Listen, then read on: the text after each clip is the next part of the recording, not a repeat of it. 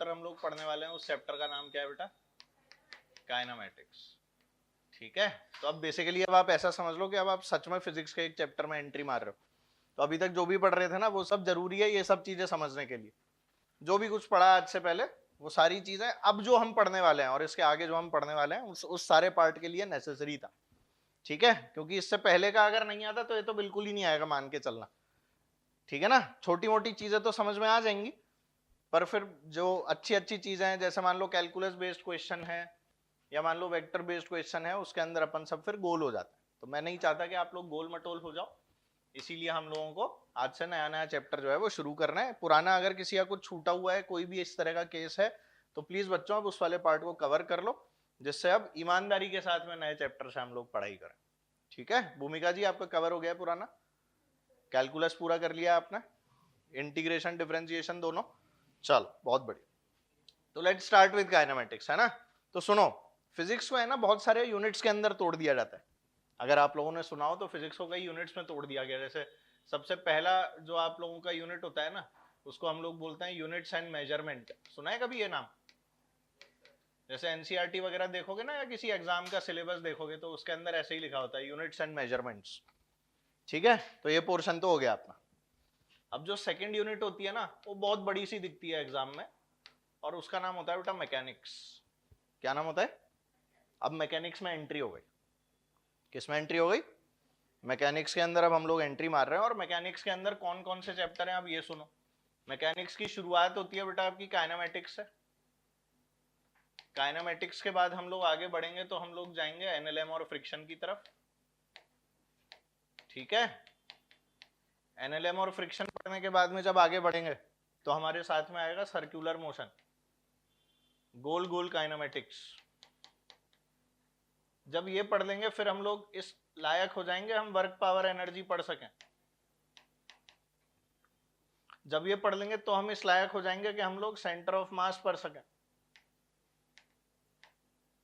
और इसके साथ में पढ़ सकें कोलिजन। जब ये पढ़ लेंगे तो इस लायक हो जाएंगे कि हम लोग रोटेशनल मोशन पढ़ सकें। आई बात समझ? और जब ये पढ़ लेंगे तो इस लायक हो जाएंगे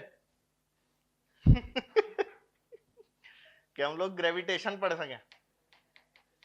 अभी खत्म नहीं हुआ है ना, दिस इज ऑल मैकेनिक्स। ये पूरा क्या है बेटा? कई लोग फ्लूइड्स को भी इसी पोर्शन में डाल देते हैं, पर अपन लोग फ्लूइड्स को सॉलिड्स एंड लिक्विड्स नाम का एक यूनिट होता है उसके अंदर रखते हैं। तो ये सारा मैकेनिक्स है। इसके बाद में फिर जैसे सॉलिड्स एंड लिक्विड्स करके आता है एक, उसके अंदर आपके fluid, surface tension, viscosity, thermal expansion, elasticity, ये सारे चैप्टर आते हैं, अर्जी फर्जी चैप्टर एकदम। इसके बाद में फिर आता है वेव्स एंड साउंड वेव्स, और इसी का पार्ट होता है बेटा एक एसएचएम। पहले एसएचएम पढ़ते हैं, फिर वेव्स एंड साउंड वेव्स। ठीक है, तो ये यूनिट्स के नाम है। और इस, हाँ, एसएचएम बोले तो सिंपल हार्मोनिक मोशन। और फिर एंड में आता है आपका हीट एंड थर्मोडायनामिक्स। तो असल में 11th देखे ना तो कितने यूनिट है 11th में? 1 2 3 4 5, पर इन 5 के अंदर 15 चैप्टर है। ये कोई नहीं बताता एग्जाम का सिलेबस जब डिफाइन करता है। तो असल में these 5 topics, these 5 units are divided into 15 topics। अब जैसे हीट एंड थर्मोडायनामिक्स है तो उसमें calorimetry, heat transfer, KTG, thermodynamics 4 chapter. ये SHM, wave, sound waves 3 chapter. Solids and liquids के अंदर surface tension, viscosity, fluids, properties of matter, elasticity, thermal expansion, है ना। ऐसे बहुत सारे चैप्टर आते हैं। तो आज जो आपकी एंट्री असल में हो रही है ना बेटा, वो कौन से वाले पार्ट के अंदर हो रही है? मैकेनिक्स में। और असल में है ना, ये मैकेनिक्स का जो पार्ट हम लोग अभी पढ़ेंगे ना, जिसको हम लोग क्या बोलते हैं बेटा? काइनेमैटिक्स बोलते हैं। और दूसरा जो पार्ट इसके बाद में पढ़ते हैं, वो सारा पार्ट क्या कहलाता है बेटा? डायनामिक्स। क्या कहलाता है वो? डायनामिक्स। 2 पार्ट पढ़ने हैं आपको, एक काइनेमैटिक्स, दूसरा क्या होगा? तो डायनामिक्स बाद की कहानी है, पहले काइनेमैटिक्स। काइनेमैटिक्स के अंदर हमको ये तो पता है कि चीजें हो रही हैं, पर क्यों हो रही हैं इसका कोई आइडिया नहीं होता। Why things are happening। जैसे तुमको यही नहीं पता ना कि डॉक्टर क्यों बनना है, बस इसलिए कि पड़ोसी को बनना था, या किसी ने बोल दिया चलो डॉक्टर बन जाते हैं इसीलिए। ऐसा है क्या? तो क्यों बनना है डॉक्टर? सेवा करने के लिए, पैसे कमाने के लिए। कैसा आदमी है, पैसा कमाने के लिए डॉक्टर बन रहा है? अब तू बोल सेवा करने के लिए। सेवा तो नहीं करूंगा सर। भगवान का दूसरा रूप बनना है? अरे बाबा रे, हैं? अपुन को लगता है अपुनीच भगवान है, ऐसा वाला भगवान बनने का है? अपुनीच भगवान है। चलो अहम ब्रह्मस्मि। चलो खैर, मतलब देखो, it is not about being God और being the another personality for God के हमें लोग इस तरह से पूजें, हमारे पैर छुएं और ये करें। असल में रीजन ये नहीं होने चाहिए। रीजन ये, अगर आप बोलो कि यार ठीक है, मतलब कि मेरे को मान लो लोगों के दर्द नहीं देखे जाते, मुझे लगता है कि क्या पता मैं उनका दर्द जो है वो ठीक कर सकूं, पॉसिबल है ना? अगर मैं देखता हूं तो मुझे ऐसा लगता है कि अगर मुझे इस चीज का इलाज पता होता तो क्या पता मैं उस आदमी की मदद कर पाता, है ना, या कर पाती, whatever the reason is. तो मुझे ऐसा लगता है, बाद में मेरे को भी बाद में ऐसा लगने लगा कि यार मेरे को भी डॉक्टर बनना था, पर अब तो मेरी उम्र निकल गई, है ना। बट आई स्टिल फील कि यार अगर मेरे को 4 चीजें और आती, इस तरह का कोई एक छोटा मोटा भी कोर्स होता ना जिसके अंदर छोटे मोटे इलाज करना भी मैं सीख सकता लोगों के, तो ये मेरे लिए बहुत बेनिफिशियल होता। क्योंकि अभी हम कुछ नहीं जानते, टांका लगाना नहीं जानते, सिलना नहीं जानते, कुछ नहीं जानते, मतलब बॉडी के साथ में क्या क्या खेल कर सकते हैं नहीं पता। थोड़ा बहुत नॉलेज सबको होना चाहिए, और ये सारी नॉलेज दी जाती है जब आप आर्मी ट्रेनिंग वगैरह करते हो। इसीलिए आर्मी वालों को एकदम सबसे ऊपर रखा जाता है।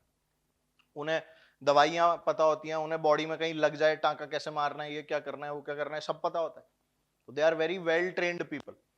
तो इसीलिए ऐसा बोलते हैं कि army man they are different, वो प्रोफाइल ही अलग होती है। पर खैर डॉक्टर बनने के अपने पर्क्स हैं। बट आई समटाइम्स फील कि मैं इंजीनियर ना होकर अगर डॉक्टर होता ना तो बहुत अच्छा होता, ऐसा मुझे बाद में फील होता है।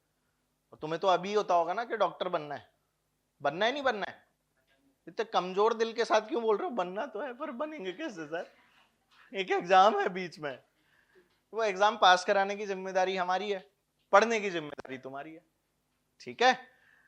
तो काइनेमेटिक्स के अंदर हम कुछ कर रहे हैं ये हमें पता है, पर क्यों कर रहे हैं इसका हमें कोई अंदाजा नहीं।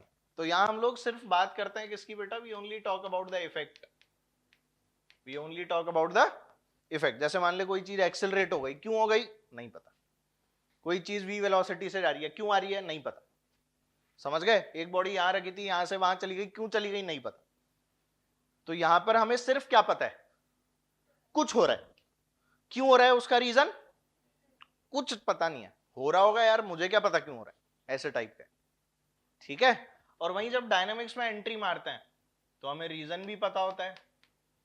तो डायनामिक्स में हम पढ़ते हैं बेटा कॉज प्लस इफेक्ट दोनों। क्या पढ़ते हैं बेटा डायनामिक्स में? हम लोग कॉज भी पढ़ते हैं और इफेक्ट भी पढ़ते हैं। तो हम लोग ऐसा बोल सकते हैं कि यहां पर है ना, हमारी याददाश्त गायब रहती है, हमें कुछ नहीं पता होता क्या चल रहा है क्या नहीं चल रहा है, बस किए जा रहे हैं, ठीक है। जैसे रैट रेस बोलते हैं ना, फ्रॉग मेंटालिटी, कभी सुना होगा तुम लोगों ने, एक के पीछे एक कूदते जाते हैं चूहे, कभी सुना है तुमने? तुमने वो कहानी तो सुनी होगी, pied Piper of Hamelin. Pied Piper of Hamelin के अंदर क्या होता है? वो पाइड पाइपर बजाता है, जितने भी चूहे होते हैं वो सब उसके पीछे हो लेते हैं, एक चूहा कूदता है बाकी सारे चूहे भी पानी में कूद जाते हैं। तुमने कभी कहानियां भी नहीं सुनते क्या? तुम स्कूल में भी नहीं पढ़ेगा ढंग से? तुम्हारा तो बचपन बहुत खराब बीता है यार, और जवानी आते आते तुम्हें कोटा भेज दिया।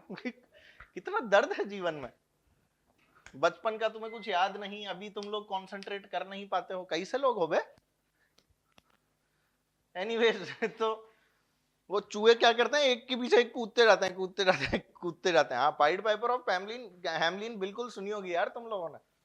हमारे को बचपन में सुनाई थी तो तुमने तो सुनी होगी, मेरे को भी बचपन की याद है, मैं कोई अभी थोड़ी ना पढ़ के आया था इस क्लास से पहले, चलो पाइड पाइपर ऑफ हैमलिन पढ़ के चलते हैं। पर तुम्हारी क्या मेमोरी बहुत शॉर्ट टर्म हो गई है, तुम लोग क्या गजनी हो गए हो, गजनी, 10 मिनट में सब भूल जाते हो। सर कौन गजनी? गजनी देखी हो पिक्चर? गजनी पिक्चर तो याद है ना बेटा तुम्हें, है ना? बस यही याद नहीं रहता यहाँ क्या चल रहा है। पिक्चर 10 साल पुरानी भी याद है सर, वो शाहरुख खान ऐसे करता है ना। और क्लास 10 मिनट बाद ही पूछ लो मास्टर ने क्या बताया था, मास्टर शाहरुख खान। कितना फर्क है दोनों में, कहां हमारा मास्टर कहां शाहरुख खान, फर्क तो है ही सही। वो देख हंस रही है। बाहर हो गया है शाहरुख खान इंडस्ट्री से, पता है ना तुम्हें? हाँ, नहीं तो देखो देखो कैसे दर्द हुआ तुम लोगों को, देखो। हे भगवान, थोड़ा पढ़ लो पढ़ लो। तो मुझे क्या पता, बुढ़ापा आ गया और क्या। इफेक्ट और कॉज प्लस इफेक्ट। चलो चलो, वो डायनामिक है। अमिताभ बच्चन कैसा है, बहुत डायनामिक है, अपने आप को बहुत चेंज करता रहता है। तो डायनामिक्स के अंदर क्या होगा, आपको रीजन भी पता होगा कि अगर आप कोई काम कर रहे हो तो हम लोग वाला काम क्यों कर रहे हैं, तो what is the need of doing that, या उसके पीछे रीजन क्या था, ये सब चीजें अपने को पता होती है। जैसे मान ले कोई बॉडी एक्सेलरेट कर रही है तो हमें पता होगा कि फोर्स लग रहा है, पर काइनेमेटिक्स में हमें बस क्या पता होगा, कोई बॉडी एक्सेलरेट कर रही है। बात समझ में आ गई।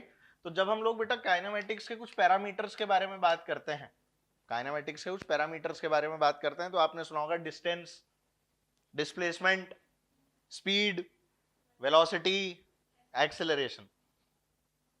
मेन चीजें सब यही हैं, और इन सबको जोड़ने वाला कौन, समय। मैं समय हूं। समय जानते हो ना, समय, समय बड़ा बलवान है। जैसे लहरें, हाँ जैसे लहरें आती जाती रहती हैं, एक बार आई हुई लहरें दोबारा नहीं आती हैं, और उसी तरह से समय भी एक बार निकल जाए तो वापस नहीं आता है ना। अब पछताए क्या होत है जब चिड़िया चुग गई, सुना है ना। हाँ, तो वही कहानी है बेटा। तो वो चिड़िया जो है ना, वो बेसिकली समय है, जो टिकटॉक टिकटॉक कर रही है और चोंच मार रही है कंटिन्यूअसली के पढ़ ले पढ़ ले पढ़ ले पढ़ ले। ठीक है, प्यार मोहब्बत धोखा है, पढ़ ले बेटा। वाह वाह वाह वाह, पढ़ ले बेटा, मौका है ना। तो अभी पढ़ लो। सर हम बच्चों का प्यार भूल गए तो कहानी क्या है। हाँ चल, अब यहाँ देख, बचपन का प्यार भूल गया है ना, तो ये बना लो। मैकेनिक्स के दो पार्ट्स, काइनेमेटिक्स और डायनामिक्स। काइनेमेटिक्स में we'll study the effect, dynamics के अंदर कॉज एंड इफेक्ट बोथ। ये चैप्टरों के नाम लिखने की आप लोगों को जरूरत नहीं है। बहुत बढ़िया, आओ। तो भाई जो पैरामीटर्स के बारे में हम लोग बात करने वाले हैं, what are those parameters that we are going to study. अरे सुन ले जो बोल रहा हूं। सबसे पहले तो है ना, अपन लोग एंट्री जिस पोर्शन में कर रहे हैं ना, उसको मोशन बोला जाता है। क्या बोलता है, तो जब भी कोई बॉडी अपनी पोजीशन को टाइम के रिस्पेक्ट में चेंज करती है, जैसे मान ले मैं अभी यहाँ खड़ा हूं, तुम 2 घंटे बाद आके मेरे को देख रहे थे, अभी देख कर गए मैं यहीं खड़ा था, 2 घंटे बाद भी तुमने आके देखा मैं यहीं खड़ा था, तो तुम्हारे लिए मेरी स्थिति क्या थी, रेस्ट। क्या बोलोगे, मैं यहाँ खड़ा हूं, तुम 5 मिनट बाद आके देख रहे हो मैं यहाँ खड़ा हूं, क्या बोलोगे, कि मैं मूवमेंट कर रहा हूं, अपनी जगह चेंज कर रहा हूं, यानी I am changing my position. क्या चेंज कर रहा हूं, चेंजिंग माई पोजीशन। तो जब भी कोई पार्टिकल टाइम के रिस्पेक्ट में अपनी पोजीशन चेंज करता है तो it is said to be in motion. ठीक है, तो जल्दी से लिख लो, व्हेनेवर अ पार्टिकल, पैरामीटर्स के अंदर सबसे पहले लिखेंगे motion.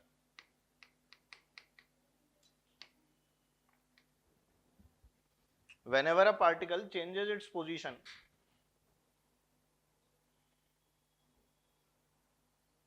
whenever a particle changes its position with respect to time,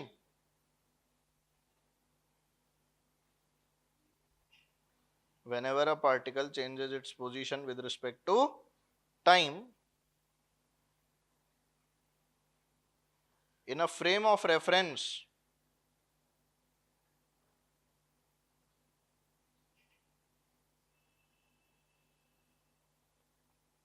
with respect to time in a frame of reference, then it is called as motion. Then it is, ऐसे लिखना बल्कि, then it is said to be in motion, then it is called as की जगह then it is said to be in motion, then it is said to be in motion.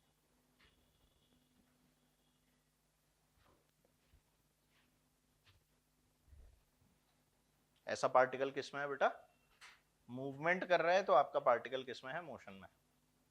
ठीक है, second चीज लिखेंगे बेटा रेस्ट। लिखो, if position of a particle does not change with respect to time,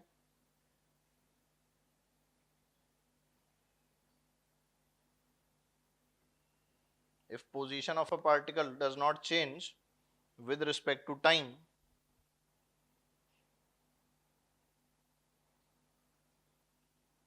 if position of a particle does not change with respect to time, then it is said to be at rest.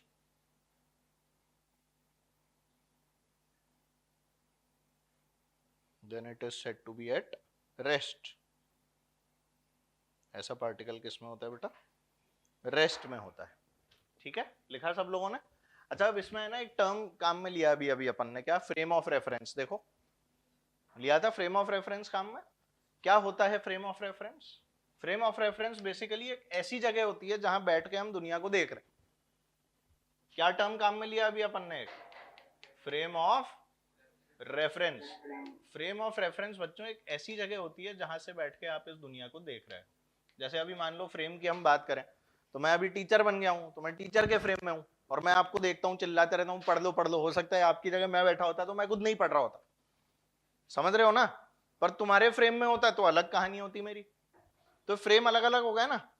अभी कैमरे वाले भैया के frame में होता तो मैं शायद कुछ और सोच रहा होता। मैं सोच रहा होता क्या पढ़ाता रहता है दिन भर, है ना, मुझे कुछ समझ में नहीं आ रहा है।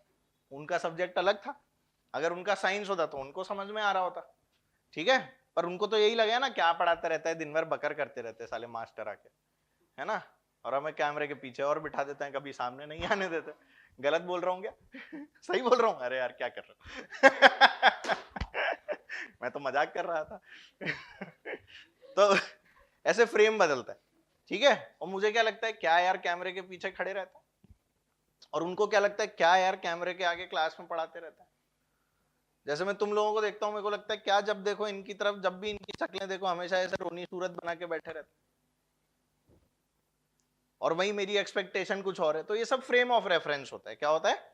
Frame of reference. अब जैसे एक बच्चा आया हमारे यहाँ पे कि सर मेरे को मेंस की तैयारी करनी है। 4 साल पुरानी बात बता रहा हूँ मैं आपको, बल्कि 5 साल हो गए।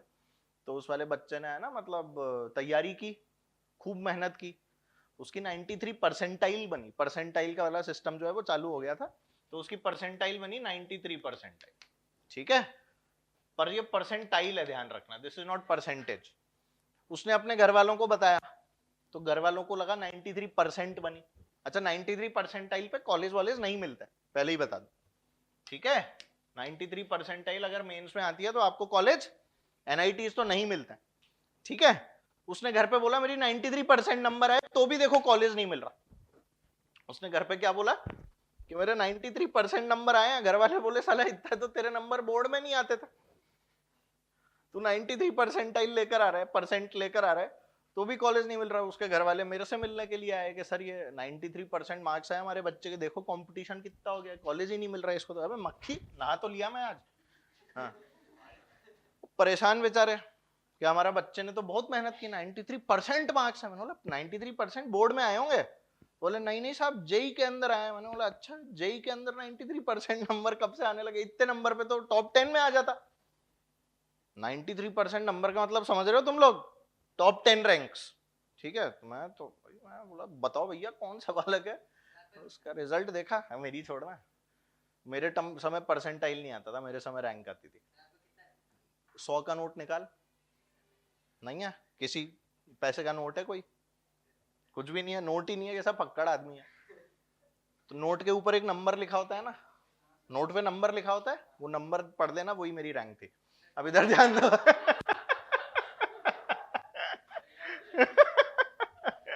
अब इधर ध्यान दो, मैं जो बोल रहा हूँ। आएगा भी नहीं तेरे को। बहुत हाई लेवल का था बेटा।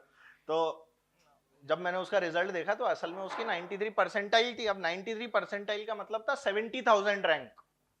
क्या मतलब था उसका? रैंक 70,000। वो घर वालों को बोल रहा 93% नंबर आए हैं। तो देख रहे हो ना फ्रेम कैसे बदलता है। जैसे ही मैंने बोला साहब समझो, मैं आपको समझाता हूँ। अरे नहीं साहब, ये परसेंटाइल कौन सा नया आ गया, हमने तो आज तक ही नहीं सुना था इसके बारे में। मैंने बोला नया नहीं आया, पहले से चल रहा है, आपको समझाता हूं मैं इसका। अरे नहीं साहब, बच्चे ने बोला हमारे। बोला अरे आप समझो तो सही मेरी बात, ये होता है परसेंटाइल। बोले अरे बच्चे के 93% आए तो भी सिलेक्शन नहीं हो रहा, ये क्या हो रहा है आजकल? हम धरना देंगे और ये करेंगे वो करेंगे। मैंने बोला कर लो आपको जो करना है। तो फ्रेम का डिफरेंस, किसका डिफरेंस हुआ? फ्रेम। अब जैसे अपन बोलते हैं एक आदमी था, तो आदमी कहाँ था, अर्थ पे या मार्स पे? अर्थ पे। तो अगर एक आदमी बोल रहा हूं तो उसे अर्थ पे ही लेना, ये नहीं कि मार्स पे ले जाओ जबरदस्ती, समझ गए? तो एक आदमी था तो कहां था? अर्थ पे। तो जल्दी से ऐसे गोला बना के लिखो फ्रेम ऑफ रेफरेंस, और उसके आगे लिखो the place from where we see the place from where we see and observe the world, the place from where we see and observe the world, वो जगह जहां बैठ के हम इस दुनिया को देखते हैं और कुछ कुछ महसूस भी करते हैं। दुनिया बनाने वाले क्या तेरे मन में समाई तूने, काहे को फिजिक्स बनाई तूने। हाँ क्या बोल रहा है? हाँ बिल्कुल, फ्रेम ऑफ रेफरेंस पे ही ऑब्जर्वर बैठा हुआ होता है बेटा। आपने ये लिखा है ना इसके अंदर, the place from where we observe, तो मतलब आप ऑब्जर्वर हो जो फ्रेम ऑफ रेफरेंस पर जाके बैठा है, ठीक है। पर ऑब्जर्वर अलग अलग फ्रेम्स में जाके बैठ सकता है। उसकी इच्छा हो तो वो चलती गाड़ी से चीजें देख सकता है, उसकी इच्छा हो वो रुकी गाड़ी से देख सकता है, उसकी इच्छा हो वो छत पे जाके देख सकता है, उसकी इच्छा हो वो टंकी में बैठ के देख सकता है, उसकी इच्छा हो पेड़ पे चढ़ के देख सकता है, उसकी इच्छा हो बुर्ज खलीफा पे जाके देख सकता है। मुझे उससे लेना देना। तो observer can be in different frame of reference, ठीक है। मार्स से देखो, अर्थ से देखो, तो एक आदमी था तो कहां था? तो कोई ये सवाल मत करना सर अच्छा आदमी बोला आपने, आदमी देख रहा है, कहां से देख रहा है? तो कहां से देखेगा? धरती से ही देखेगा, अर्थ से ही देखेगा, ठीक है। फ्रेम ऑफ रेफरेंस की और बात करेंगे और चर्चा करेंगे, पर एट अ लेटर इंस्टेंट, अभी नहीं, एनएलएम में बात करेंगे उसकी, ठीक है। बस इतना पता होना चाहिए जो मैंने आपको बता दिया। अच्छा तीसरी चीज रेस्ट मोशन, अभी तीसरी नहीं, एक स्टार बना के लिखो, पहले स्टार बनाओ और लिखो, rest and motion are not absolute terms, rest and motion are not absolute terms.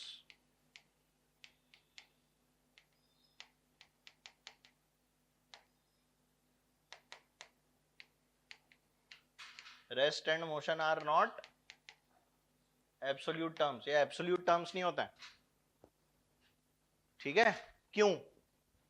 कोई बताओ मेरे को, why are these not absolute? अच्छा एक चीज सोचो, तुम्हारे लिए मैं क्या कर रहा हूं अभी यहां? नहीं ऐसे खड़ा हो गया ना चुपचाप, पढ़ा तो रही हूं ऑब्वियस है, पर अभी खड़ा हो गया ना, रेस्ट। तुम्हारे लिए रेस्ट पे हूं, तुम भी मेरे लिए रेस्ट पे हो।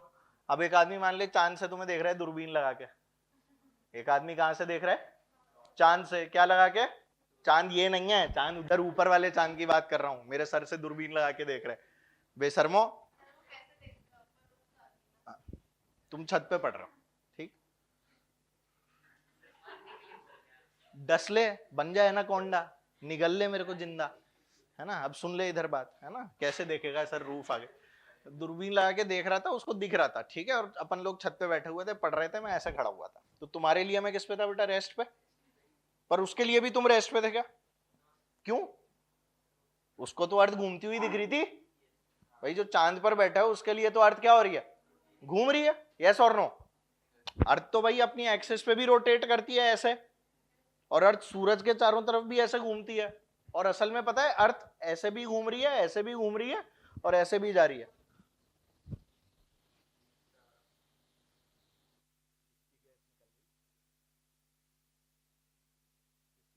यही है गंदी सी आवाज। हाँ तो अर्थ असल में ऐसे भी घूम रही है अपनी एक्सिस के अबाउट रोटेशन, फिर सूरज के अबाउट रेवोल्यूशन, रेवोल्यूशन। और तीसरी चीज क्या है बेटा? तीसरी चीज है ट्रांसलेटरी मोशन, ऐसे आगे भी जा रही है दुनिया, एक्सपैंड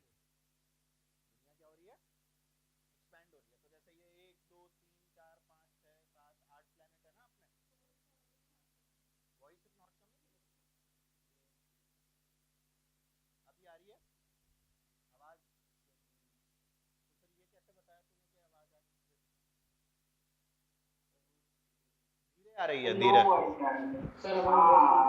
कर रहे हैं, सही हो जाएगा बेटा। हो गया? क्लासरूम का तो कम कर दो, उधर का बढ़ा दो, ठीक है। चलो अभी सही आने लगा?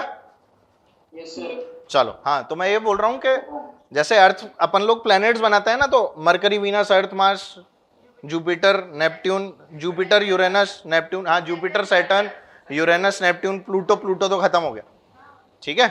तो अपने 8 प्लैनेट अपन ने जमा दिया। अब ये जो 8 प्लैनेट है ये ऐसे घूम रहे किसके चारों तरफ? सन के चारों तरफ, ठीक है। और साथ में क्या हो रहा है, ऐसे भी जा रहा है, मतलब वो आगे भी बढ़ते जा रहे हैं। क्यों? सन भी उधर जा रहा है, सब लोग साथ में एक साथ उधर मूव कर रहे हैं। क्योंकि जब बिग बैंग का पटाखा फूटा था ना, तो पटाखा फूटता है तो टुकड़े कहां गिरते हैं, यूं फैलता है ना, या आस पड़ोस के टुकड़े भी अंदर घुस जाते हैं, ऐसे फैलता है ना। तो अभी भी वही हो रहा है। हाँ कर दिया म्यूट, हमने कर दिया उसको। हैं? हाँ सैटेलाइट के साथ भी यही होता है।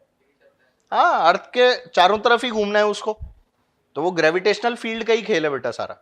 सैटेलाइट को हम छोड़ के, ऐसे नहीं है कि सैटेलाइट को छोड़ दिया, तो छोड़ते हैं तो उसमें भी इंजन लगा होता है। अब उसका इंजन ऑफ कर दोगे तो वो ऐसे नहीं है कि तो भी घूमता रहेगा, तो नहीं घूमेगा, खत्म हो जाएगा उसका खेल। समझ गए? तो सैटेलाइट को वहां छोड़ने के बाद में भी चलाना पड़ता है। पर वो तुमने देखे ना, सैटेलाइट के बड़े बड़े से पंख होते हैं, तो वो पंख ऐसे करने को नहीं होते हैं, वो सोलर सेल होते हैं, उससे थोड़ी ना उड़ती है सैटेलाइट। चलो उड़ते हैं, है ना। तो तुम लोग यार मतलब बहुत ही चंपक हो यार। ऐसे देखा है ना सैटेलाइट में यूं दोनों तरफ ऐसे, these are solar cells, solar panels होते हैं ये बड़े बड़े।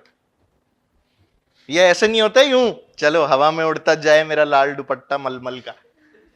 हाँ तो ये सब कुछ जो है ना बेटा, everything is expanding, everything is.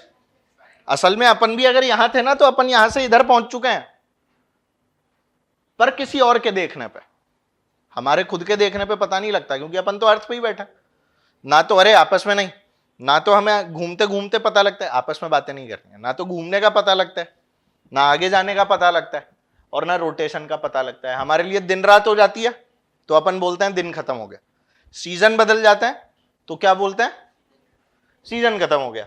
Season बदलने का कारण क्या है, अर्थ का रेवोल्यूशन, और दिन बदलने का कारण है अर्थ का rotation on its own axis, जानते हो ना। और इसका जो कारण है, जो अपन खिसकते भी जा रहे हैं, ये एक दिन अपने को पता लग जाएगा जब अपन किसी और से जाकर टकरा जाएंगे, पर उसमें अभी करोड़ों साल लगेंगे, करोड़ों अरबों साल लगेंगे। अभी तो सूरज को फूटने में ही बहुत टाइम है, तब तक तो अपन यहां वहां कहीं कॉलोनी बसा लेंगे, ठीक है। हाँ तो इसलिए अपने को कोई टेंशन नहीं है उन सब चीजों की, इसलिए इनको एब्सोल्यूट नहीं बोल सकता। एब्सोल्यूट का मतलब क्या है कि ये बॉटल अगर रेस्ट पे मुझे दिख रही है ना, तो दुनिया का कोई भी आदमी हो उसे भी रेस्ट पे दिखे। तुम्हें अगर मैं ये रेस्ट पे दिख रहा हूं तो दुनिया में कोई भी आके देखे तो मुझे क्या बोलेगा, रेस्ट पे। अच्छा अब यही मान लो कोई गाड़ी में जा रहा है, तुम जमीन पे खड़े हो, उसे क्या दिखेगा, जो गाड़ी में खड़ा हूं, जो गाड़ी में बैठा हुआ है, जो और गाड़ी चल रही है और आप जमीन पे रेस्ट पे हो, तो उसे क्या दिख रहा है, आपको देख रहा है वो नहीं, आप रेस्ट में थोड़ी दिखोगे। आप अगर आगे जा रहे हो तो गाड़ी वाला बोलेगा कि आप पीछे की तरफ जा रहे हो, और आप क्या बोलोगे गाड़ी वाले के लिए, गाड़ी आगे जा रही है, यस और नो। अब यही मान लो तुम गाड़ी वाले के साथ बैठ जाओ, तो तुम एक दूसरे के रिस्पेक्ट में चल रहे होते हो क्या, गाड़ी वाले ने स्पीड दी भच, और जो इधर बैठा हुआ है वो सीट से पीछे निकल गया फचाक, ले भैया, खाली वही चलाएगा गाड़ी जो चला रहा था, और कोई बैठ ही नहीं सकता गाड़ी में, ऐसे थोड़ी होता है। तो दोनों एक दूसरे के रिस्पेक्ट में क्या है, रेस्ट पे। और जो बाहर खड़ा होकर देख रहा था वो क्या बोल रहा था, दोनों मूविंग है। तो इसीलिए है ना बेटा, ये फ्रेम ऑफ रेफरेंस का सारा खेल है, और रेस्ट और मोशन जो है ये कभी भी एब्सोल्यूट टर्म्स नहीं हो सकते। कोई बोलता है कि भाई मैं इस बिल्डिंग को नहीं हिला सकता, कोई क्या बोलता है अपन इस बिल्डिंग को या किसी बहुत बड़े पहाड़ को हिला, पर हम हिला सकते हैं। कैसे? खुद भागने लगो तो ऐसा लगेगा पहाड़ पीछे जा रहा है। अरे सोच के तो देखो, आप अगर खुद मूव करने लगोगे तो पहाड़ कहां जाता हुआ दिखेगा। यही तो होता है हाईवे पे और ट्रेन में बैठने पर, पेड़ पीछे जाते दिखते हैं, ट्रेन आगे जाती दिखती है, पेड़ पीछे जाते दिखते हैं। पेड़ हिला रहे होते हो क्या तुम, अपने आप जाता है ना पेड़ पीछे, तो असल में जा रहे हैं क्या,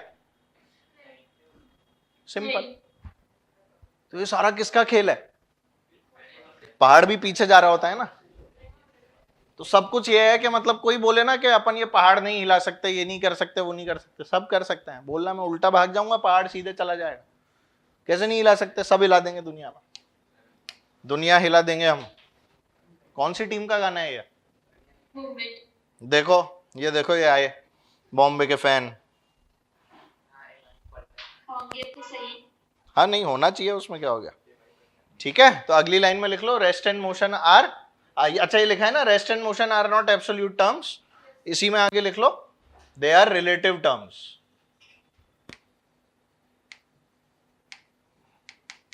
दे आर रिलेटिव टर्म्स। कैसे टर्म्स है बेटा ये? रिलेटिव टर्म्स होते हैं, ये बात अपने को पता होना चाहिए। रिलेटिव मतलब डिपेंड करेगा फ्रेम कैसा है, ठीक है, फ्रेम पे डिपेंड करेगा, कहां से देख रहे हो इस बात पर डिपेंड करेगा, ठीक है बेटा। अब जब मोशन पढ़ते हैं ना तो मोशन के टाइप्स पढ़ते हैं, ठीक है, तो मोशन के असल में 3 टाइप्स होते हैं, तो लिखो there are 3 types of motion, dot लगाना है ऐसे गोला और लिखना 3 टाइप्स ऑफ मोशन। हाँ जी, 3 तरह के मोशन होते हैं दुनिया में, उसमें पहला ए करके लिख लेना 1D। पहला क्या लिखोगे बेटा? 1D motion. तो 1D मोशन के अंदर क्या होता है लिख लो, 1D मोशन में लिखाऊं? हाँ, 1D मतलब होता है 1 डायमेंशनल, क्या बोलते हैं इसको पूरा? 1 डायमेंशनल, ठीक है। 2D मतलब 2 डायमेंशनल, 3D मतलब 3 डायमेंशनल, तो 3 तरह के बताऊंगा। तो 1D में लिखो only 1 axis is involved, only 1 axis is involved, only 1 axis is involved in this, जैसे मान लो मैं बोलूं मैं जमीन पे सीधा चलता हूं उधर और सीधा यहीं से वापस आ जाता हूं, तो एक एक्सिस इन्वॉल्व है, कौन सी एक्सिस है? Z। मैं अगर इस पे चलता हूं तो इसी पे वापस आ जाता हूं, कौन सी एक्सिस इन्वॉल्व है? X। मैं अगर ऊपर चलता हूं तो ऊपर वाली लाइन से ही वापस आ जाता हूं, कौन सी एक्सिस इन्वॉल्व है? कोई एक एक्सिस का इन्वॉल्वमेंट, तो 1D मोशन कहलाता है, ठीक है। सेकेंड क्या हो जाएगा बता? 2D। लिखो 2D, इसमें लिख लो 2 एक्सेस आर इन्वॉल्व। क्या लिखोगे? 2 axes are involve. Axes AXES, axes का प्लूरल होता है एक्सेस, जानते हो? प्लूरल समझते हो? प्लूरल, गुड, आशा कम थी मुझे कि तुम्हें समझ होगी। अरे वाह, वेरी गुड। एक वचन, बहुवचन, और क्या होता है? सर एक्सिस का मतलब क्या है? एक्सिस बेटा, एक्सिस होती है ना एक्स वाई और जेड एक्सिस, तो 2 एक्सिस लिखते हैं ना अपन, तो एक्सिस लिखते हैं। एक होती है 1 तो होती है एक्सिस, और अगर 2 होती है तो एक्सेस हो जाती है। सर हिंदी में क्या कहते हैं इसको? हिंदी में एक्सेस होती है अक्ष, एक्स वाई जेड अक्ष, ठीक है। चलो, हाँ जी, तो 1D हो गया, 2D हो गया। 2D में दो अक्षों का इन्वॉल्वमेंट, यानी 2 एक्सिस का इन्वॉल्वमेंट। इसका एग्जांपल हम लोग जैसे पढ़ेंगे अभी, इसमें प्रोजेक्टाइल मोशन, ब्रैकेट में लिखना ना, प्रोजेक्टाइल, सर्कुलर, ये होता है, ठीक है। प्रोजेक्टाइल होता है, सर्कुलर होता है, ये सब 2D मोशन के पार्ट है। तीसरा लिखो 3D, लिखो बेटा 3D।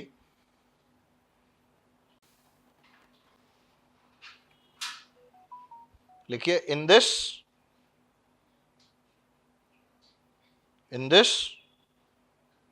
all axes are involved, in this all axes are involved, ठीक है। सारी एक्सेस है, एक्स वाई जेड सब कुछ। ऐसा मोशन इंसान चिड़ियाएं नहीं कर सकती, ना इंसान ना चिड़िया। एरोप्लेन वगैरह होता है ना, ये 3D मोशन करता है, 3D कोऑर्डिनेट सिस्टम चाहिए होता है, तो ब्रैकेट में लिख लेना एरोप्लेन,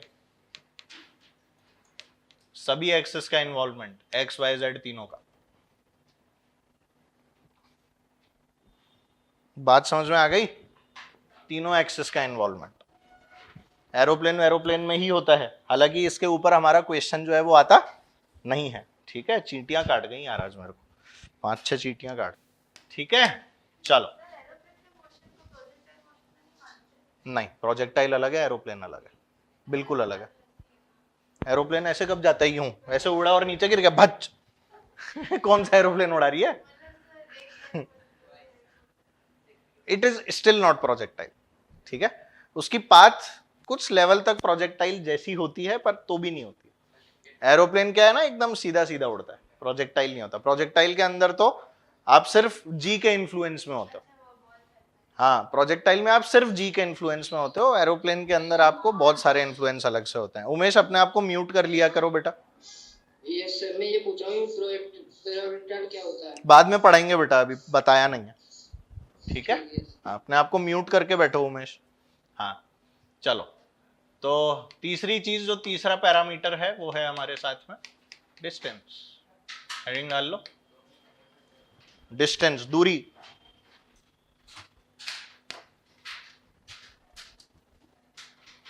1D 2D फिर से रिपीट कर दो। 1D के अंदर सिंगल एक्सेस इन्वॉल्व, 2D के अंदर 2 एक्सेस आर इन्वॉल्व। बस इतना ही है बेटा डेफिनेशन। अपन ने एक क्वेश्चन किया था, याद है, वेक्टर में चिड़िया उड़ रही थी, मैंने बोला था एक पोजीशन से दूसरी पोजीशन चली गई, इधर का कोऑर्डिनेट इधर का कोऑर्डिनेट दे रखा था, याद है? वो 2D मोशन का ही तो एग्जांपल था वो। हाँ वही वाला, वेलोसिटी निकालना था, स्पीड दे रखी थी, याद है? वही वाला, हाँ वही वही वही, जिसमें स्पीड को अपन ने डिस्प्लेसमेंट वेक्टर से मल्टीप्लाई किया था, याद है वो तरीका? बस वही होता है। तो सबसे पहले बात करते हैं बेटा डिस्टेंस के बारे में। तो डिस्टेंस जैसा कि आप सभी जानते हैं, लिखिए, distance is the actual length of the path. Distance is the actual length of the path, actual length of the path traveled by a particle, actual length of the path traveled by a particle।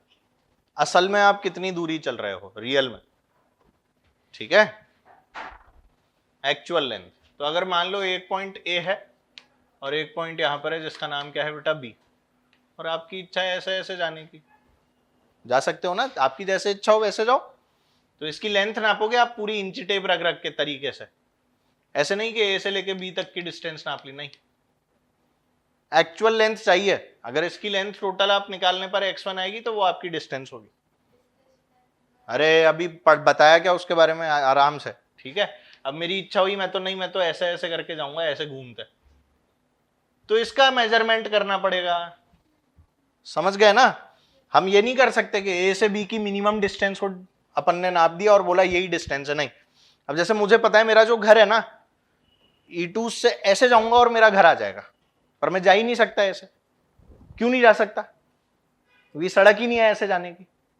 या तो मैं E2 से मेरे घर की छत तक की एक रोड बनवाऊं, तो ऑब्वियस है वो इम्पॉसिबल टास्क है। तो अपने को कैसे जाना पड़ता है, पहले ऐसे जाता हूं, फिर ऐसे जाता हूं, फिर ऐसे जाता हूं, फिर ऐसे जाता हूं, तब मैं घर पहुंचता हूं।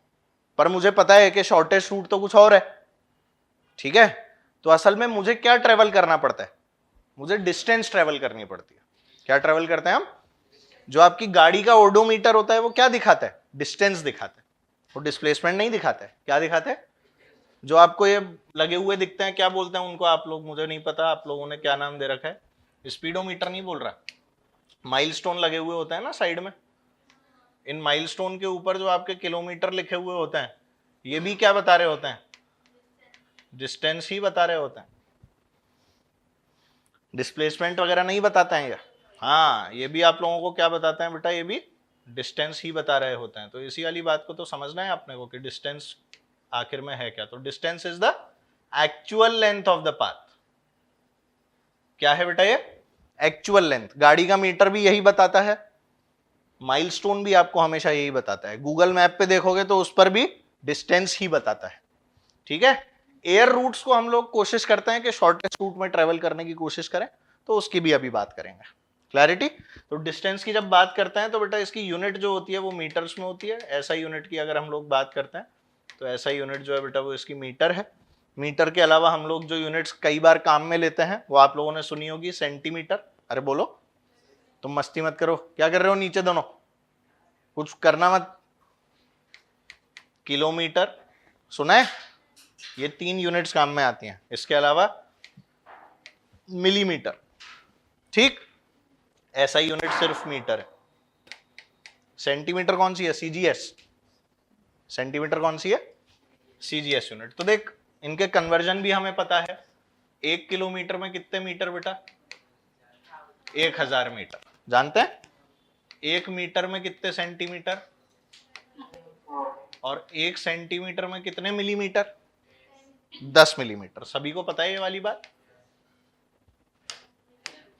क्या हो गया? क्या बोल रहे थे? क्या होगा? क्या बोल रहे थे? कुछ कह रहे थे क्या? नहीं ना? हाँ, गुड, ठीक है। हाँ। अच्छा, 1 सेंटीमीटर में कितने metre? 1 centimetre is equal to 10 की पावर -2 मीटर। ये यूनिट कन्वर्जन बहुत काम आता है। 1 मीटर में कितने सेंटीमीटर? 100, है ना? जानते हो ना?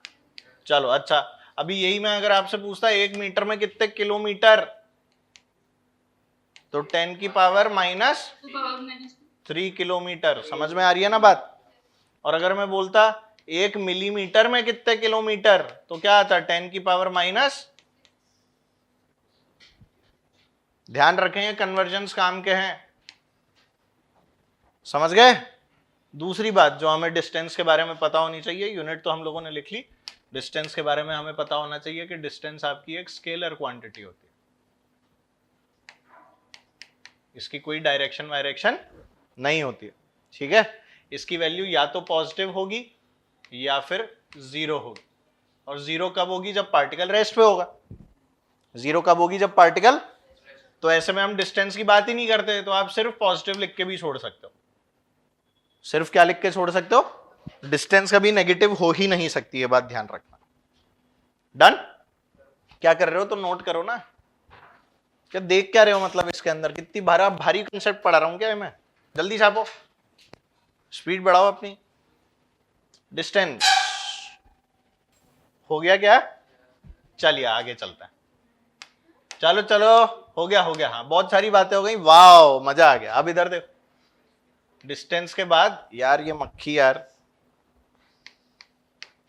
डिस्प्लेसमेंट बेटा इंपॉर्टेंट है। अब ध्यान से, अभी तक जो तुमने देखा और सुना था ना, वो सब पहले भी पढ़ा हुआ है, सुना हुआ है। अब जो चीजें हैं वो थोड़ी सी नई है और अलग तरह से भी है। हाँ, अच्छा, एक छोटी सी चीज फिर से दोहरा रहा हूं, ध्यान रखिएगा। सबसे पहले तो डिस्प्लेसमेंट को डिफाइन अभी कर रहे हैं, पर उससे पहले ये वाली चीज याद रखो।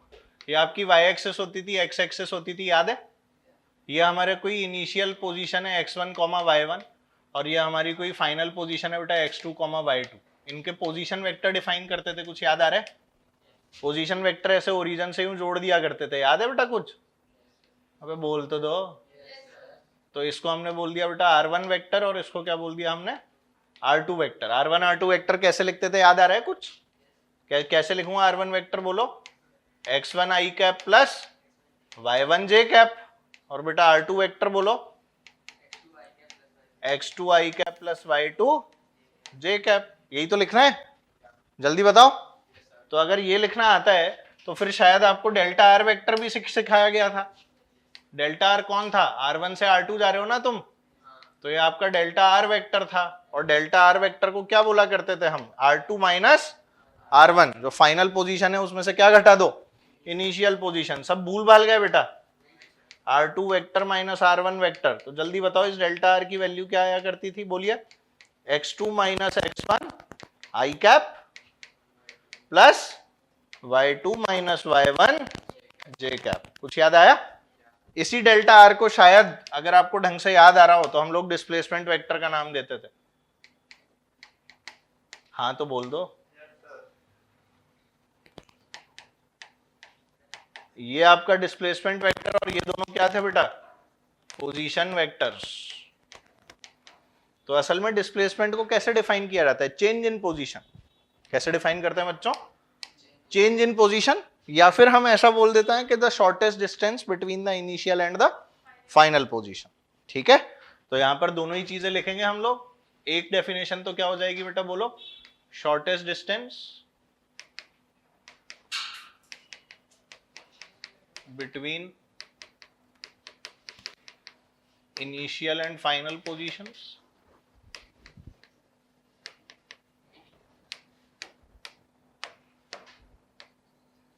और दूसरी डेफिनेशन क्या हो जाएगी? बोलो,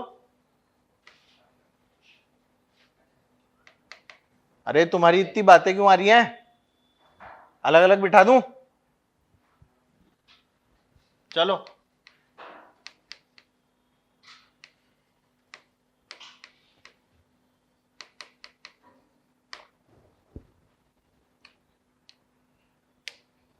shortest distance between initial and final position या फिर change in position of a particle, delta R.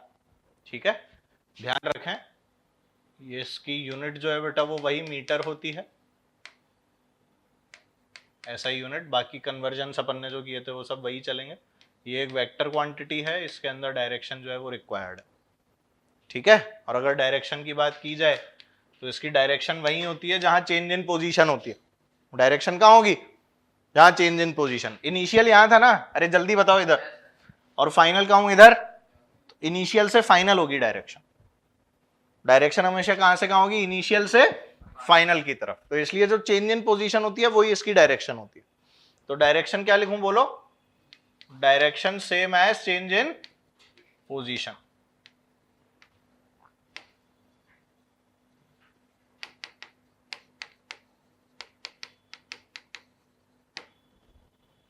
ठीक है, क्योंकि वेक्टर है तो बेटा पॉजिटिव नेगेटिव जीरो सब कुछ हो सकता है, पॉजिटिव भी नेगेटिव भी जीरो।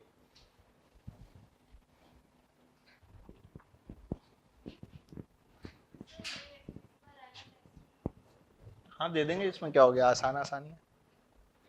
क्या हुआ, नहीं दूं टेस्ट में?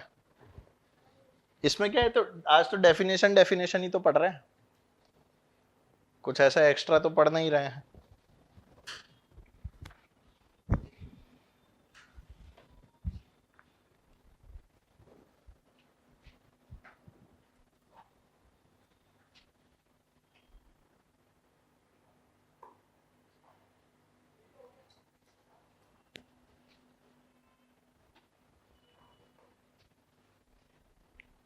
सर ये तीसरा पॉइंट क्या है? तीसरा पॉइंट ये हाँ हाँ। पॉजिटिव नेगेटिव जीरो सब कुछ हो सकता है।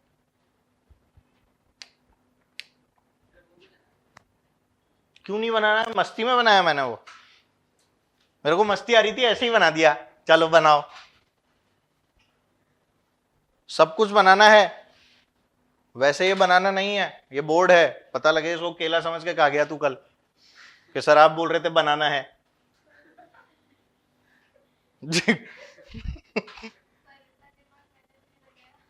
बनाना, तू दिमाग लगाएगी तो क्या होगा इस दुनिया में, पता है तेरे को? चालू कर दे दिमाग लगाना, दुनिया बदलनी है अपने को, है ना? छवि है कि नहीं? कहां से बिलोंग करती है तू?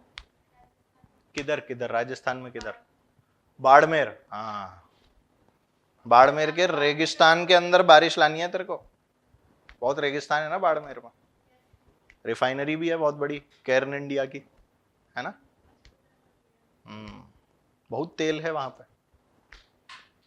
अब आप देखो कितनी कितनी अजीब बात है कि वहां पे तेल बहुत है पर पानी नहीं है। आदमी तेल पी के थोड़ी ना प्यास बुझा सकता है। मैं जब दुबई गया था घूमने तो मैं आपको बताऊं, वहां पर है ना पेट्रोल था 27 रुपए लीटर। रुपीज में बता रहा हूँ, रुपीज में पेट्रोल 27 रुपए लीटर था और पानी 1 लीटर 36 रुपए का था। 36 rupees for water and only 27 rupees for petrol. अब आप या तो गाड़ी चला लो या पानी पी लो। वहां पानी की बोतल खरीदते में मेरे को इतना दुख होता था ना। पर दुख तो होता है ना। वहां साल का बिल आता है पानी का, मतलब लोगों का 10-10 लाख रुपए का। नहाते वहाते नहीं है लोग वहां पे ज्यादा, है ना, क्योंकि बिल ज्यादा आता है। क्या बोल रहे?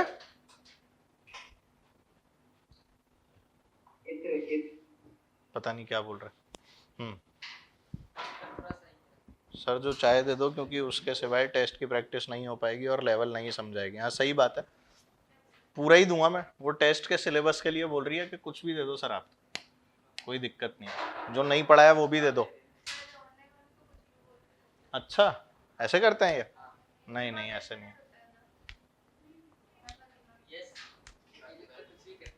अच्छा ये लोग कुछ भी करते रहते हैं और तुम कुछ भी नहीं करते हो हैं?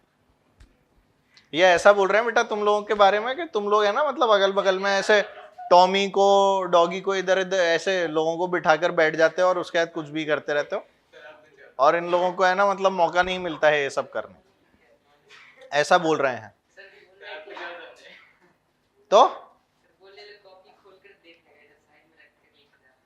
तो उससे क्या फर्क पड़ता है? तो अल्टीमेटली देखो अगर कोई ऐसा करता है कि कॉपी खोल के देख रहा है और कुछ कर रहा है तो उससे उसी का नुकसान है। At the end of the day what you are doing, you are cheating yourself, तो उससे फायदा नहीं होता।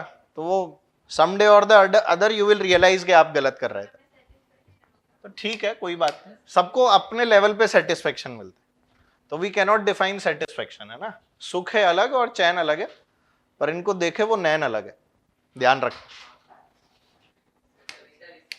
ठीक है अब इधर ध्यान दो ऐसे निकलती रहेंगी बातें ज्ञान की। ये हो गया बेटा, छपाई डन है ना। तो देख डिस्प्लेसमेंट को सिंपली अगर अपने को समझना है तो ये मेरे पास में पॉइंट ए है और ये मेरे पास में क्या है बेटा, पॉइंट बी है ना। चुप हो जा। ए और बी जाने के बहुत सारे रास्ते हैं, एक रास्ता ये था, एक रास्ता ये था, एक रास्ता ये भी था, है ना भाई। मान ले इस रास्ते की लेंथ जो है वो x1 है, इस रास्ते की लेंथ मान लो x2 है, इस रास्ते की लेंथ क्या है x3। तो a और b के बीच में सबसे छोटा रास्ता कौन है? x2 ही आपका डिस्प्लेसमेंट है, सबसे छोटा भी है। हमें सबसे छोटा रास्ता ही ढूंढना होता है डिस्प्लेसमेंट जब भी निकालते हैं। ऐसे नहीं कि इन दोनों में छोटा कंपेयर कर लिया, नहीं। डिस्प्लेसमेंट चाहे आप उस रास्ते जा रहे हो नहीं जा रहे हो तो भी डिस्प्लेसमेंट फिक्स होगा। मान ले मेरी इच्छा है मैं तो x1 रास्ते से ही जाऊंगा, मेरे को गोल घूम के पहुंचने में मजा आ रहा है, तो भी डिस्प्लेसमेंट क्या होगा? x2। मेरी इच्छा है मैं तो घूमते घूमते 10 घंटे में पहुंचूंगा, x3 वाला रास्ता लूंगा, तो भी डिस्प्लेसमेंट क्या होगा? x2 ही होगा। तो displacement will not change even though your path can change. आपकी चाहे पाथ बदल जाए पर आपका डिस्प्लेसमेंट चेंज, डिस्टेंस बदल सकती है क्या?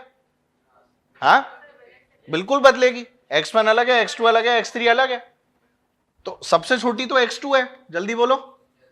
x2 और x3 जो है दे आर डिफरेंट, और उसमें भी x3 बड़ी दिख रही है देखने पे, बोलो। तो डिस्टेंस कैन चेंज पर डिस्प्लेसमेंट कभी भी चेंज, ये बात एकदम पक्की है। आप जो अलग अलग रास्ता लेते रहो, देयर आर अनंत रास्ताज, अनंत मतलब इनफाइनाइट रास्ते होते हैं एक पॉइंट से दूसरे पॉइंट पर जाने के। तुम नाचते हुए पहुंचो, लौटते हुए पहुंचो, तुम्हारी इच्छा है ना। उसी रास्ते पे भी अलग अलग 2 कदम आगे 1 कदम पीछे लेकर पहुंचो, तुम्हारी इच्छा है, कौन रोक रहा है तुम्हें, कैसे भी जाओ। बट पॉइंट इज कि displacement will remain the same, displacement will remain the same, ये वाली बात ध्यान रखना। क्लैरिटी? कोई रास्ते से जाओ डिस्प्लेसमेंट वही होगा, x1 लो, x2 लो, x3 लो, डिस्प्लेसमेंट हमेशा x2 होगा। ठीक है। और क्योंकि हम लोग ये वाली बात जानते हैं कि डिस्प्लेसमेंट एक वेक्टर क्वांटिटी है जबकि डिस्टेंस कैसी है बेटा, एक स्केलर क्वांटिटी, तो हम ये वाली बात यहां पर लिख सकते हैं कि जो डिस्टेंस होती है ना बेटा, it is always greater than और इक्वल टू डिस्प्लेसमेंट का मॉड्यूलस या magnitude. Greater than equal to का साइन है, ये थोड़ा सा फ्लैट बन गया, ग्रेटर देन इक्वल टू। अब ये क्यों लगाया मैंने, ये साइन क्यों लगाया गया है? डिस्टेंस डिस्प्लेसमेंट से बड़ी होती है तो बराबर भी हो सकती है। कब होगी बराबर? जब मैं ए से बी x2 वाली पाथ से जाऊंगा, तो बराबर वाला केस आ गया, बोलो। अच्छा मान ले मैं बी से ए आ गया, तो डिस्टेंस डिस्प्लेसमेंट बराबर है, पर डायरेक्शन डिस्प्लेसमेंट की क्या हो गई? नेगेटिव। डायरेक्शन बदल गई ना, पहले ए से बी जा रहा था, अब इनिशियल पोजीशन क्या है? बी, और फाइनल क्या है? तो डायरेक्शन चेंज हो गई, मैग्नीट्यूड तो वही है, तो इसलिए इसको मैंने डब्बे में बंद कर दिया, समझ गए? इसलिए डिस्टेंस और डिस्प्लेसमेंट बराबर है तो भी सही है। अब एक चीज सोचो, मेरी इच्छा क्या हुई कि मैं ए से बी जाऊं और बी से किसी पॉइंट सी पर आऊं, ठीक है। ए से बी की लेंथ तो x2 है और बी से सी की लेंथ जो है वो x3 है। कितनी लेंथ है बेटा? x3। मैंने तुमसे पूछा ABC डिस्टेंस कितना चला, ABC का डिस्टेंस बोलो, x2 प्लस x3, इसी वाली पाथ पे था, ये पाथ नंबर 2 पे चल रहा हूं मैं। तो A से B गया तो कितना, x2, और B से C आया तो x3, तो total distance x2 plus x3। ये बात सबको दिखती है, सबको समझ भी आती है, आसान है, ठीक है। आगे मैंने बोला A से लेके C डिस्प्लेसमेंट, A से लेके C डिस्प्लेसमेंट, A से पहुंचा B, B से पहुंचा C, displacement x2 minus x3। वही कैसे हो जाएगा, इनिशियल और फाइनल से मतलब होता है ना आपको। अरे यार सुना करो, किस किस से मतलब होता है जी? इनिशियल कौन है, A, फाइनल कौन है, तो डिस्प्लेसमेंट कितना होगा, यहां से लेके यहीं तक का तो होगा। अब ये लेंथ कितनी है, x2 माइनस x3। अंधेलाल तो पूरा बोलना, तो अंधा बच्चा है क्या, तो यहीं से यहीं तक की तो बतानी है। यहां से यहां तक कितना है बोलो, सिर्फ x2, यहां से यहां तक बोल रहा हूं। अबे क्या देख रहा है कानिया डॉन, इधर देख, यहां से यहां तक कितना है, A से B बोलो, A से B से C distance, very good, A से B से C डिस्प्लेसमेंट, समझ में आ गया क्यों, क्योंकि A से C यही लेंथ निकालनी है, और ये लेंथ कितनी है, x2 माइनस, पक्का दिख गया, ये x2 है, ये x3 है, ये बचेगा कितना, वाह, है तुम टैलेंटेड हो यार बच्चे, मजा आता है। I feel very good. मैं सोचता था कि आधे ग्लास को पूरा भरना है, पर मेरे को पता नहीं था कि वो आधा भी अभी पूरा भरना है।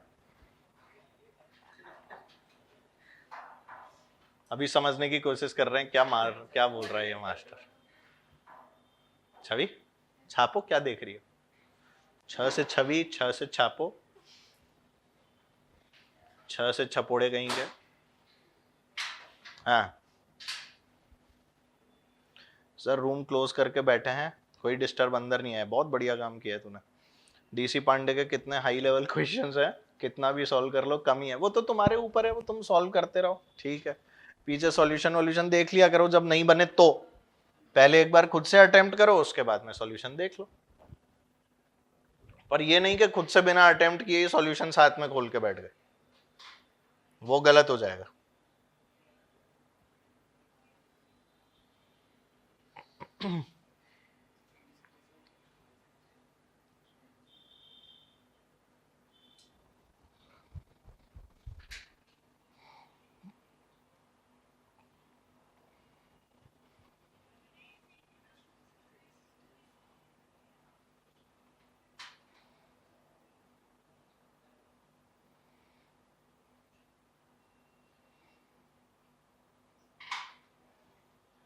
हो गया क्या सबका, सबने छाप लिया है, वेरी गुड। आइए आगे बढ़ते हैं, चलो सवाल करो, सवाल करते हैं, आ जाओ।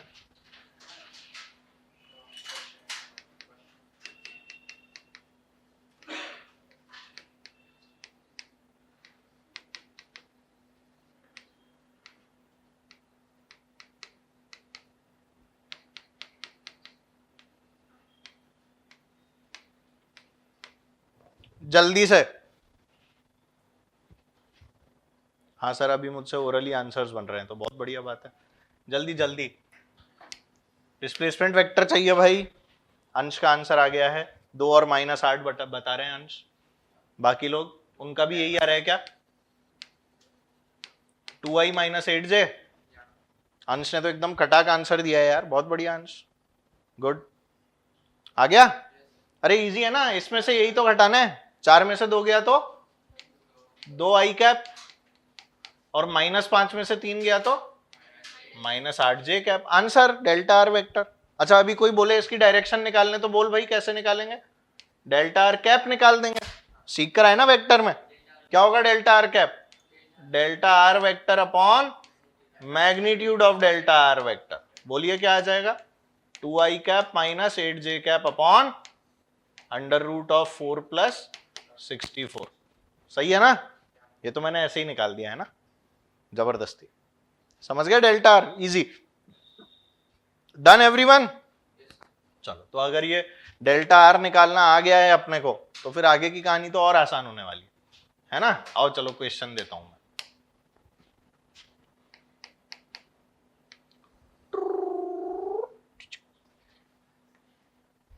ठीक है, क्या हो गया? कुछ कह रहा है बेटा? हाँ बोल। 4 पोजीशन दिख रही हैं आपको अलग अलग। इसका रेडियस आर है। रेडियस क्या है बेटा इसका? आर है। तो आपको डिस्टेंस और डिस्प्लेसमेंट की जो वैल्यूज है ना वो बतानी है इसमें। मुझे किस किस की वैल्यू बतानी है? डिस्टेंस और डिस्प्लेसमेंट। ठीक है, मैं यहां लिख देता हूं डिस्टेंस, डिस्प्लेसमेंट। कहां से कहां जा रहे हो उसका मैं यहां पर लिख देता हूं, ए से लेके बी, ए से लेके सी, बी से लेके डी। ठीक है,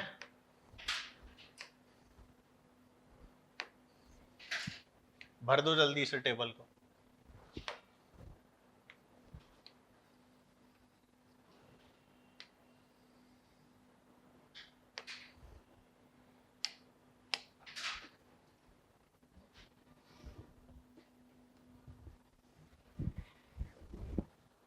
डिस्प्लेसमेंट 0 कर दिया तूने सब में ही, ऐसे थोड़ी होता है यार।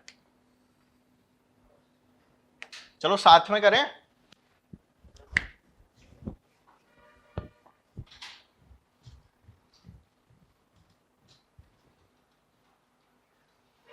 बेटा इस चैप्टर में है ना, क्लासें मत छोड़ना। क्लासें छोड़ोगे ना तो सब गायब हो जाएगा आगे। गायब हो गया तो दिक्कत आएगी। तो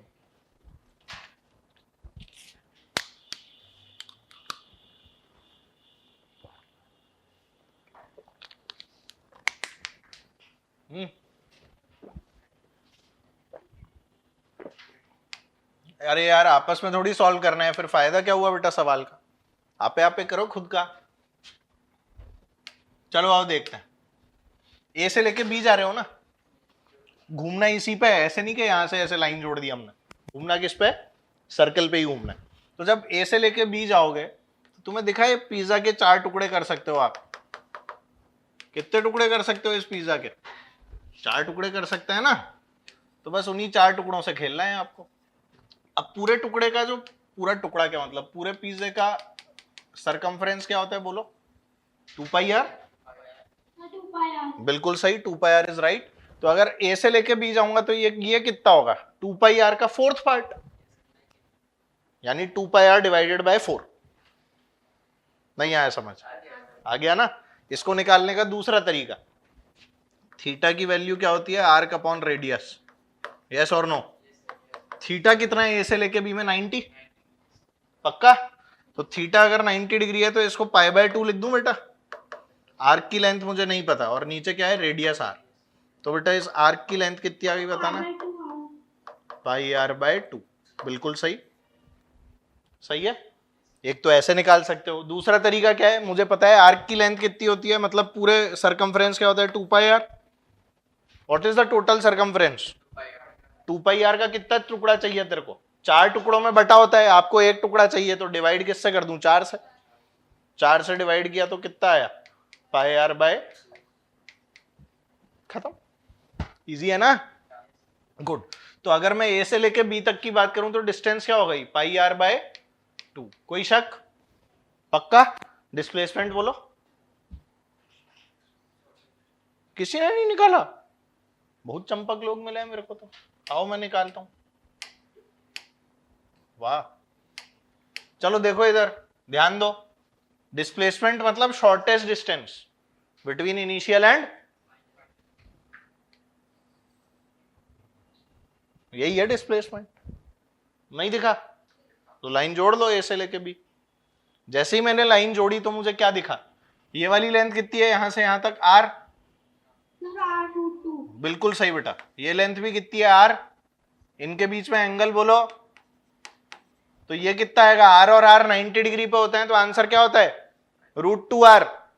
5 और 5 होते तो 5√2, 10 और 10 होते तो 10√2। कितनी बार सिखा दिया, उसके बाद में भी चंपक लाल बने हुए बैठे हैं, तो आंसर क्या होगा इसका r√2। समझ गए? लो डिस्प्लेसमेंट इज √2r। तुम लोग तो यार बहुत जमूरे हो, है ना। अगला है बेटा ए से लेके सी, ये ए और ये सी, अरे इधर देख लो छपोड़ो, पहले इधर ए से लेके सी डिस्टेंस, चलना किस पे, गोले पे। तो ए से लेके सी ऐसे आओगे तो डिस्टेंस बोलो पाई आर, आधा गोला चल लिया, बहुत बढ़िया। और डिस्प्लेसमेंट सीधा जोड़ दे ए से सी, कितना आएगा, very good, yes 2r is the right answer, बहुत बढ़िया हो गया। अब बताओ ए से लेके डी, अपने को तो अच्छा बीडी निकालना है, ए से डी भी निकाल लो, चलो बीडी को एडी कर दूं, लो आप लोग बीडी भी भर लेना, कोई दिक्कत नहीं है, मैं एडी भर रहा हूं। ए से लेकर डी ऐसे, तो 2πr के कितने टुकड़े, 4 में से 3 टुकड़े, हाँ तो 2πr/3 आ जाएगा ना, जल्दी बोलो। तो ऐसे क्यों लेगा भाई, क्लॉकवाइज घूम रहा हूं, तो कितना आएगा, यहां से लेके कहां तक घूमो, डी तक, ये कितना है πr/2, πr/2 और ये भी कितना πr/2, तो कितना हो गया 3πr/2। तो हमारा आंसर क्या गया 3πr/2। नहीं आया समझ? और बेटा ए से लेके डी शॉर्टेस्ट डिस्टेंस कौन सी है, भूमिका जी बताएंगी, शॉर्टेस्ट डिस्टेंस बोलो भूमिका कौन सी है, कहीं जाना ही नहीं है ना, शॉर्टेस्ट तो यही होगी। शॉर्टेस्ट क्या होता है, शॉर्टेस्ट मतलब सीधे ज्वाइन कर दो खत्म, फिर ऐसे घूम के जाने की जरूरत थोड़ी है ए से डी, शॉर्टेस्ट डिस्टेंस तो शॉर्टेस्ट ही रहती है। तो आर थोड़ी r√2 होगा ना यार, इधर से इधर गया हूं ना, तो ये भी आर है और ये भी कितना है यार, तो ये कितना होगा खत्म। तो यहां पर भी क्या आने वाला है बेटा √2r या r√2 जैसे भी लिखना चाहो। हो गया क्वेश्चन? क्या यार तुम लोग बिल्कुल सही। अब जैसे मान ले बीडी भी करना होता है, तो बीडी का डिस्प्लेसमेंट क्या होता है 2r, बीडी का डिस्प्लेसमेंट क्या होता है 2r, हाँ, और डिस्टेंस क्या होता है πr, जैसे इसमें आया था एसी में, एसी और बीडी के सेम आंसर है। नहीं आया समझ में? आ गया समझ में, आ गया ना क्या हुआ है बेटा, एरिया, एरिया ऑफ सर्कल की क्या जरूरत है इसमें, नहीं क्यों, मतलब ही नहीं है। एरिया तो अंदर की कहानी बताता है मेरे को, कितना एरिया है अंदर का, अपने को तो सरकमफ्रेंस से लेना देना है बेटा, किससे लेना देना है, कोई एरिया ऑफ द सर्कल का यूज नहीं है यहाँ पे। सबने छाप लिया, इजी क्वेश्चन है ना। चलो एक और करके देखते हैं, थोड़ा IQ बेस्ड सवाल है ये, कुछ नहीं भी पढ़ाओ तो भी आना चाहिए। ये अभी मैंने कोई मतलब 11th क्लास की चीज तो बताई नहीं है तुम्हें। अच्छा जैसे मान ले मेरे पास में एक टायर है, टायर होता है ना अपने पास, टायर का रेडियस मान लो कितना है r, और ये टायर जो है ये घूम रहा है, क्या कर रहा है, टायर घूम रहा है, इस कंडीशन से इसने घूमना चालू किया और 2.5 चक्कर काटे, कितने चक्कर काटे, और ये अपनी जगह ही नहीं घूमता, आगे बढ़ रहा है। तो ये असल में हम लोग इस कंडीशन को बोलते हैं रोलिंग, क्या बोलते हैं इस कंडीशन को, रोलिंग कर रहा है, ठीक है, फर्श के ऊपर रोल कर रहा है और स्लिप नहीं कर रहा है बिल्कुल भी, इसके अंदर किसी प्रकार की कोई स्लिपिंग नहीं है। स्लिप करने का मतलब समझते हो, समझाता हूं मैं इसका मतलब क्या है। जैसे तुमने घर पे रोटी बनाते हुए देखा होगा, जैसे मेरे घर आओगे तो मैं दिख जाऊंगा तुम्हें रोटी बनाता हुआ, ठीक है, तो उसमें क्या हो गया, ऐसे क्या देख रहे हो, तो जब रोटी बनाता है ना, तो रोटी बनती है, तो अपन जैसे ये है, मान ले इसको बेलन समझ लो, तो अगर ये बेलन है और नीचे इसके रोटी है, तो ये बेलन ऐसे जाता है ना एकदम प्रॉपर, घूमता घूमता आगे जाता है। अब मान ले अगर रोटी ना हो नीचे, तो यूं स्लिप कर जाएगा, करेगा कि नहीं, ये होती है स्लिपिंग, और ये क्या होती है, रोलिंग। अभी फील आ गई इस बात की, what is rolling what is slipping. तो ये रोल कर रहा है, मतलब ऐसे पूरा गोला ऐसे, है ना, अपन ने जैसे एरर के अंदर पढ़ा था, एक पूरा गोला घुमाने पर जो आगे बढ़ता है पिच, याद है, ऐसे ही यहां पर ये पूरा गोला ऐसे ऐसे घूम रहा है, ये पूरा ऐसे यूं जुर फिर जुर फिर जुर जुर ऐसे ऐसे ऐसे करके आगे बढ़ रहा है, ठीक है, तो जब ये ऐसे कर रहा था, कैसे कर रहा था ये, जुर जुर जुर जुर, तो अपन ने बोला 2.5 चक्कर। कितने चक्कर काटे? 2.5 चक्कर में अगर मैं एक पॉइंट मार्क कर दूं, मान ले पॉइंट था ए, मान ले पॉइंट था, तो 2.5 चक्कर में हमारे ए पॉइंट कितना डिस्टेंस ट्रेवल कर लेगा और कितना डिस्प्लेसमेंट होगा इसका, ये बताना है। What is the distance traveled and displacement of point A? Olympiad का सवाल है ये। कौन सी क्लास का? 10th क्लास का ओलंपियाड, 11th 12th का नहीं। लिख लो question. What is the distance and displacement of A after 2.5 चक्कर?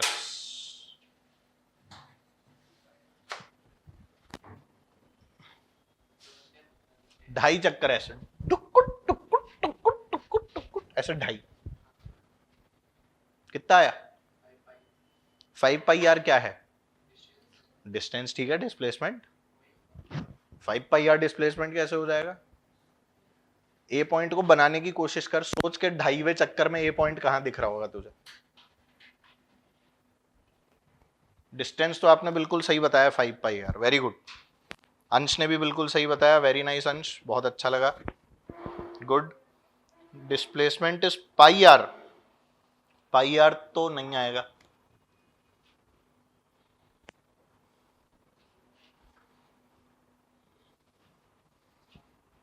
दीपाली का भी बिल्कुल सही है। डिस्टेंस, डिस्प्लेसमेंट बताओ बेटा। डिस्टेंस बहुत सारे लोग बताएंगे पर डिस्प्लेसमेंट कम लोग बताएंगे।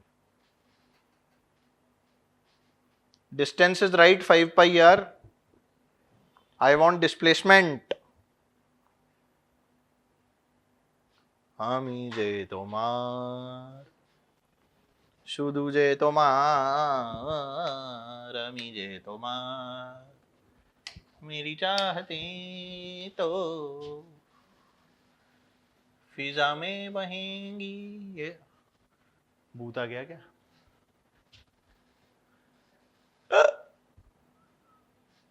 घूमो घूमो घूमी घूमी। अच्छा देख, इसने पहली घूमी की तो कितना चल गया?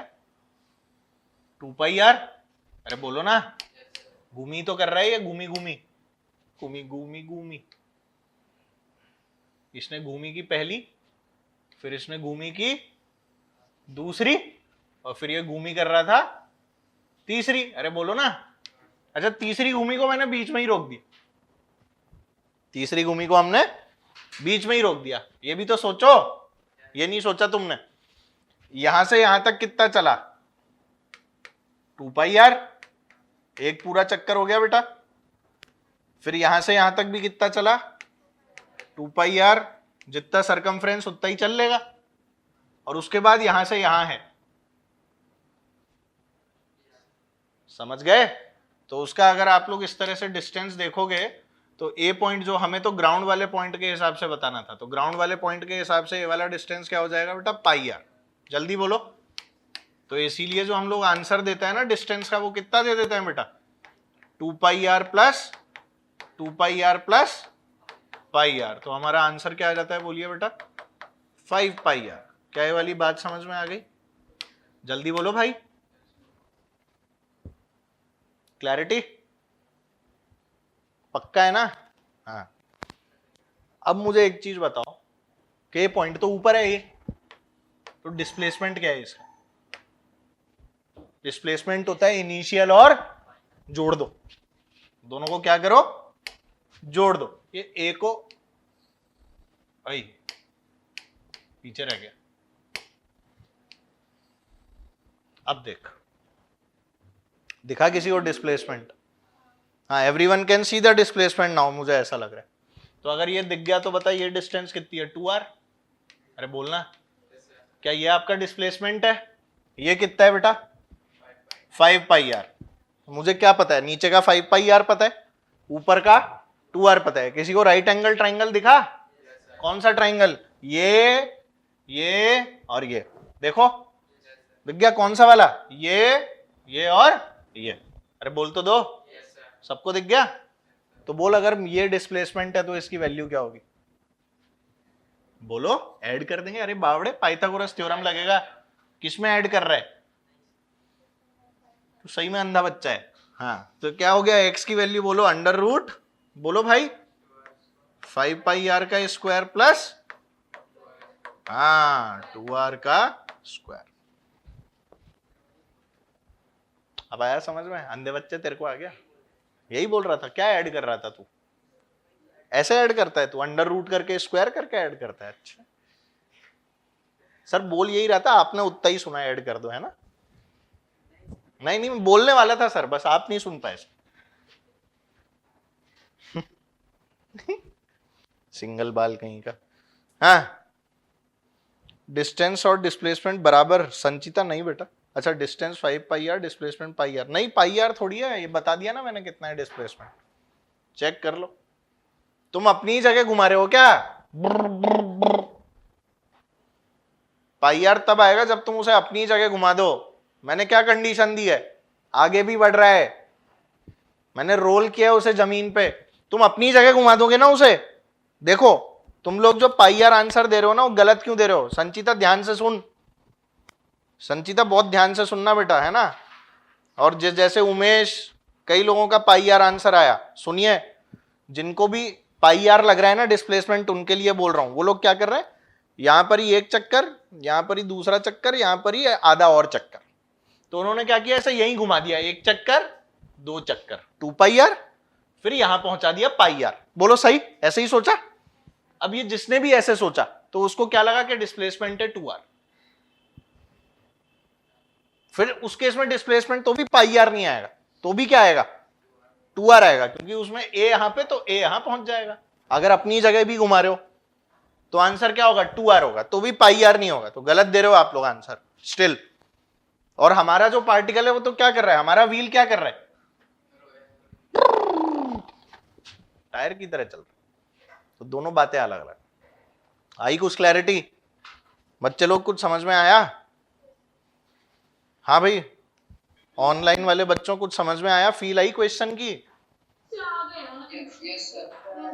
गुड गुड गुड, बहुत बढ़िया। चलो ठीक है, तो बाकी का अगली क्लास में करते हैं। डिस्प्लेसमेंट की कहानी हो गई है, अगली क्लास में we'll be starting with speed, और तुम्हें बहुत बढ़िया बढ़िया सी ट्रिक्स दूंगा, जिससे बड़े बड़े जो क्वेश्चन होते हैं ना, उनका आंसर अपन एकदम यूं चुटकी भी बजाएंगे उससे पहले निकाल लेंगे। ठीक है? चुटकी बजने में टाइम लगता है, आंसर आने में नहीं लगता है। बहुत बढ़िया बढ़िया सवालों के आंसर एकदम चुटकी बजा के आएंगे, तो we'll be discussing some tricks. ठीक है ना? पर पहले उसका बेसिक सीखेंगे, तो तुम्हें पता नहीं लगेगा ट्रिक कब आ गई, है ना? चलो, तो मिलते हैं फिर आप लोगों से। बाय बोल दो भाई सब लोग, bye bye bye bye bye.